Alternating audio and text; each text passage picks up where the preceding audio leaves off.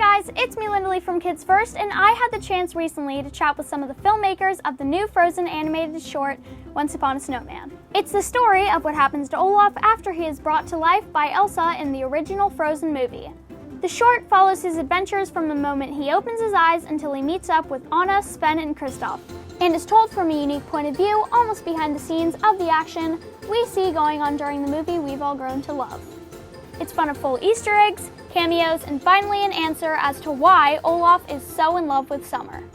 First up, I'm talking to Peter Del Vecho, who is the creative consultant of this short, and Becky Bresee, the head of animation on the project.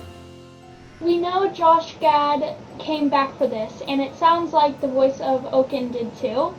So was there anyone else from the cast who came back to contribute to this short? You named the two that actually had to come in and record.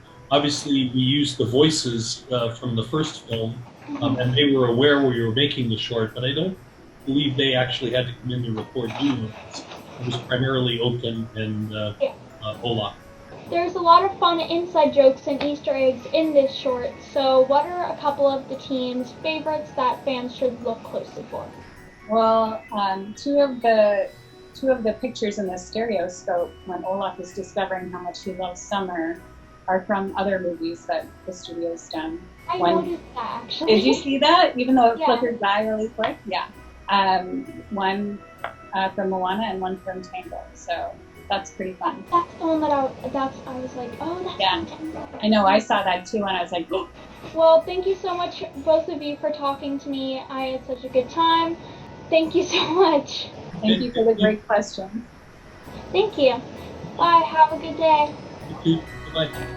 Well, now we switch gears and are talking next to Trent Correy, who's the director and writer of Once Upon a Snowman, and Dan Abraham, who also helped direct and write the short. I'm so excited to talk to you guys. Yeah, hey, this Linda. is so cool. I love your background. Oh my gosh, you got ET. Thank you. It's my dad's office. He has a lot of stuff. Oh, it's so cool. Nice. Trent, can you tell us what was the inspiration for Once Upon a Snowman? Sure, of course, yeah. So I got lucky. I started at Disney in 2012, and I worked on the first Frozen. I was a crowds animator, and then Olaf was my very first character to animate at Disney, which was definitely a dream come true because I'm a huge Disney fan. And really, the idea behind the short was, you remember the part where Elsa sings Let It Go and she makes Olaf, and then she just walks away and she continues singing. And I thought, there's a story there because she created life for the very first time in this little snowman, and I want to see him walk for the first time and find out who he is. So really it came from a place of being a fan. I love the Frozen movies, and I just said, I want to see Olaf and how he becomes who he is. What character from another Disney universe would you love to see a behind-the-scenes type of short like this one? Oh, you're asking some good questions here. You are. I want to see when Oaken was born, because I want to know if he was that big when he was born. That would be cool.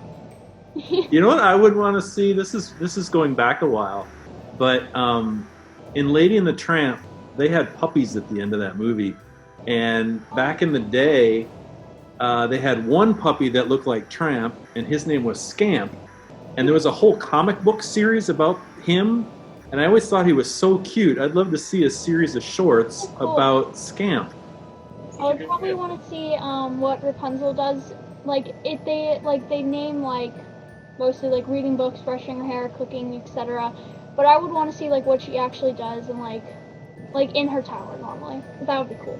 Yeah. Yeah, there's that great song. You kind of learn a little bit. I like that idea. I want to know more about her ventriloquism. Do you think we'll one day see a short where we can hear what Sven the reindeer's inner thoughts are? Oh, cool. I think that Kristoff tells us what his inner thoughts are all the time, doesn't he? I think there should be a short where Sven learns to talk and Kristoff loses his focus, and Sven has to talk to Kristoff. Kind of like in Frozen 2 when he starts singing. Yeah. Yeah.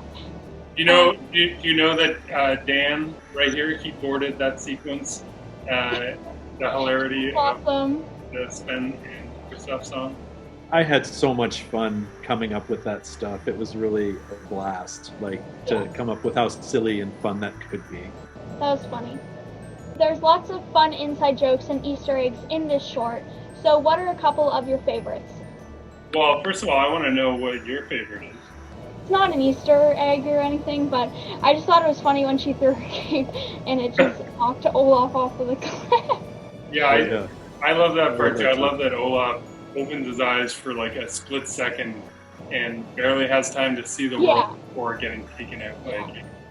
And this is kind of an Easter egg, but I love that Oaken is trying to sell Anna's coronation dress. I saw that. He puts the price tag on there, and he's trying to sell it to make a little money. Yeah, that's funny. Which gag that is addressed and or answered in this short is your favorite? I kind of like the gag. This was in the original pitch too. I like when Olaf finally sees his perfect nose, the carrot. It lands gently in the snow right at the end, and then the sleigh comes crashing down. That was funny. You know, and we told the effects artists, make the biggest explosion you can.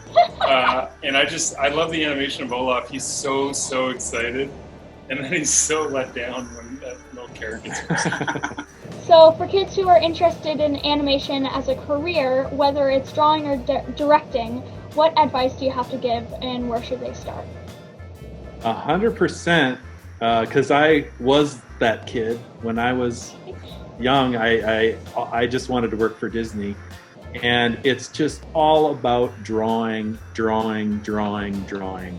and drawing from life, drawing what you see, drawing what you want, like in terms of if you like cartoon characters or anime or if whatever it is, but then also drawing buildings and draw anything that you see, and then as you watch more and more movies, it's important to not only watch the movies but afterward kind of think about why you liked that movie or why you didn't like that movie, and sort of start wrapping your brain around, if you want to be a filmmaker, about why you think certain things worked or why certain characters really appealed to you or didn't.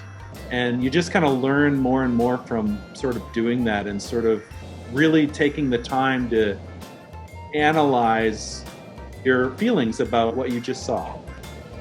Well, thank you guys so much for talking to me. I had a great time. Thank you. Linda, you're a great interviewer. Thank you very much. Thank you. Well done. Well, there you go. I hope you enjoyed those interviews. Don't forget to check out Once Upon a Snowman, now on Disney+. Please be sure to subscribe to Kids First on YouTube and social media for more fun reviews and interviews from today's biggest TV shows and movies. For Kids First, I'm Lindalee. Thank you so much for watching. Bye!